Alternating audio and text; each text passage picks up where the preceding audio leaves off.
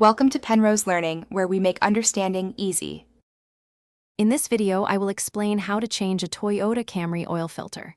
First, gather your supplies. A new oil filter, about 5 quarts of the correct engine oil, a drain pan, and a wrench. Next, safely lift the front of your car using a jack and secure it with jack stands. This provides crucial space to work underneath.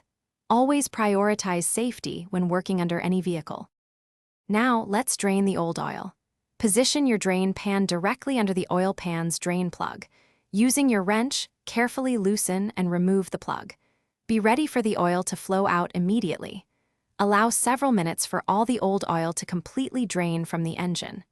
Once drained, replace the drain plug and tighten it securely. With the old oil drained, it's time for the filter.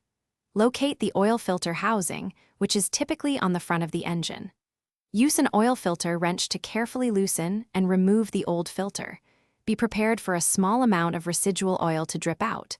Before installing the new filter, apply a thin layer of new oil to its O-ring. Then, hand tighten the new filter until snug. Now, let's add the fresh oil.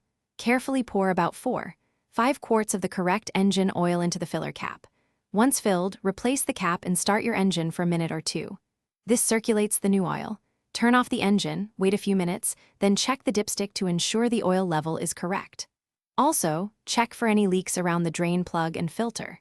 For more great tips and deals, including a link to *The Simple Path to Wealth*, check the description below. Thanks for watching. If this was helpful, leave a like and consider subscribing. See you next time.